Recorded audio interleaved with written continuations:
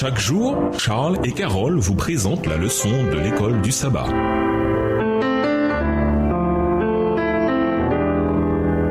Bienvenue dans votre émission Dieu nous parle. Nous voilà un son de mercredi, Joseph, esclave en Égypte. Nous reprenons à présent le cours de l'histoire de Joseph qui avait été interrompu par l'épisode avec Tamar. Joseph travaille désormais comme esclave pour le chef des gardes, qui est responsable de la prison pour les hauts fonctionnaires royaux. Genèse 40, les versets 3 et 4 et Genèse 41, les versets 10 à 12. Lisons Genèse chapitre 39. Au vu de l'exemple de Joseph qui travaillait comme gérant sous Potiphar, quels sont les facteurs qui conduisent à un tel succès? Genèse 39. On fit descendre Joseph en Égypte et Potiphar, officier de Pharaon, chef des gardes égyptiens, l'acheta des Ismaélites qu'il y avait fait descendre. L'Éternel fut avec lui et la prospérité l'accompagna. Il habitait dans la maison de son maître, l'Égyptien. Son maître vit que l'Éternel était avec lui et que l'Éternel faisait prospérer entre ses mains tout ce qu'il entreprenait. Joseph trouva grâce aux yeux de son maître, qui l'employa à son service, l'établit sur sa maison et lui confia tout ce qu'il possédait. Dès que Potiphar lui établit sur sa maison et sur tout ce qu'il possédait, l'Éternel bénit la maison de l'Égyptien à cause de Joseph. Et la bénédiction de l'Éternel fut sur tout ce qui lui appartenait, soit à la maison, soit au champ. Verset 6. Il abandonna aux mains de Joseph tout ce qui lui appartenait, et il n'avait avec lui d'autre soin que celui de prendre sa nourriture. Or, Joseph était beau de taille et beau de figure. Après ces choses, il arriva que la femme de son maître porta les yeux sur Joseph et dit « Couche avec moi ». Il refusa et dit à la femme de son maître « Voici mon maître ne prend avec moi connaissance de rien dans la maison, et il a remis entre mes mains tout ce qui lui appartient. Il n'est pas plus grand que moi dans cette maison, et il ne m'a rien interdit, excepté toi, parce que tu es sa femme. Comment ferais-je un aussi grand mal et pécherais-je contre Dieu? » Quoiqu'elle parlât tous les jours à Joseph, il refusa de coucher auprès d'elle, d'être avec elle. Verset 11. Un jour qu'il était entré dans la maison pour faire son ouvrage et qu'il n'y avait là aucun des gens de la maison, elle le saisit par son vêtement en disant « Couche avec moi ». Il lui laissa son vêtement dans la main et s'enfuit au dehors. Lorsqu'elle vit qu'il lui avait laissé son vêtement dans la main et qu'il s'était enfui dehors, elle appela les gens de sa maison et leur dit « Voyez, il nous a amené un Hébreu pour se jouer de nous. Cet homme est venu vers moi pour coucher avec moi, mais j'ai crié à haute voix. Et quand il a entendu que j'élevais la voix et que je criais, il a laissé son vêtement à côté de moi et s'est enfui dehors. » Verset 16. Et elle posa le vêtement de Joseph à côté d'elle jusqu'à ce que son maître rentra à la maison. Alors elle lui parla ainsi. L'esclave hébreu que tu nous as amené est venu vers moi pour se jouer de moi. Et comme j'ai élevé la voix et que j'ai crié, il a laissé son vêtement à côté de moi et s'est enfui dehors. Après avoir entendu les paroles de sa femme qui lui disait « Voilà ce que m'a fait ton esclave », le maître de Joseph fut enflammé de colère. Il prit Joseph et le mit dans la prison, dans le lieu où les prisonniers du roi étaient enfermés. Il fut là en prison. Verset 21. L'Éternel fut avec Joseph et il étendit sur lui sa bonté et le mit en faveur aux yeux du chef de la prison. Et le chef de la prison plaça sous sa surveillance tous les prisonniers qui étaient dans la prison, et rien ne s'y faisait que par lui. Le chef de la prison ne prenait aucune connaissance de ce que Joseph avait en main, parce que l'Éternel était avec lui, et l'Éternel donnait de la réussite à ce qu'il faisait. Presque immédiatement, Joseph est décrit comme un homme de succès. Genèse 39, les versets 2 et 3. Il était tellement doué et son maître lui faisait tellement confiance qu'il lui confia tout ce qui lui appartenait et fit même de lui l'intendant de sa maison. Genèse 39, le verset 4. La réussite de Joseph, cependant, ne le corrompt pas. Quand l'épouse de Potiphar le remarque et veut coucher avec lui, Joseph refuse catégoriquement et préfère perdre son travail et sa sécurité plutôt que de faire un aussi grand mal et pécher ainsi contre Dieu. Genèse 39, verset 9. La femme, humiliée par le refus de Joseph, l'accuse à tort de viol auprès de ses serviteurs et de son mari. Par conséquent, Joseph est jeté en prison. Joseph fait ici l'expérience de ce que nous avons tous vécu, le sentiment d'être abandonné par Dieu, alors que même pendant cette période difficile, le Seigneur fut avec Joseph. Genèse 39, le verset 21. Finalement, le Seigneur agit et il a un impact sur la relation entre Joseph et le chef de la prison. Là, comme dans la maison de son maître, le Seigneur bénit Joseph. C'est évidemment un homme doué et malgré les pires des circonstances, après tout, il n'était encore qu'un esclave avant, il cherche à s'en accommoder. Mais quels que soient ses dons, le texte dit clairement qu'à la fin, ce n'est qu'à Dieu qu'il doit son succès. Le chef de la prison ne regardait rien de ce dont Joseph s'occupait, parce que le Seigneur était avec lui. Le Seigneur faisait réussir ses entreprises. Genèse 39, verset 23. Comme il est important que tous ceux qui sont doués, que tous ceux qui ont du succès se souviennent à qui ils le doivent. Lisons Genèse 39, les versets 7 à 12. Comment Joseph a-t-il résisté aux avances de la femme? Pourquoi Joseph a-t-il dit précisément que céder à ses avances aurait été un péché contre Dieu? De quelle compréhension fait-il preuve sur la nature du péché et sur ce que c'est? Genèse 39, versets 7 à 12. Après ces choses, il arriva que la femme de son maître porta les yeux sur Joseph et dit, « Couche avec moi. » Il refusa et dit à la femme de son maître, « Voici, mon maître ne prend avec moi connaissance de rien dans la maison, et il a remis entre mes mains tout ce qui lui appartient. Il n'est pas plus grand que moi dans cette maison, et il ne m'a rien interdit, excepté toi, parce que tu es sa femme. Comment ferais-je un aussi grand mal et pécherais-je contre Dieu? » Quoiqu'elle parlât tous les jours à Joseph, il refusa de coucher auprès d'elle, d'être avec elle. Un jour qu'il était entré dans la maison pour faire son ouvrage, et qu'il n'y avait là aucun des gens de la maison, elle le saisit par son vêtement, disant, « Couche avec moi. » Il lui laissa son vêtement dans la main et s'enfuit au dehors. Au revoir. Et à demain si Dieu veut.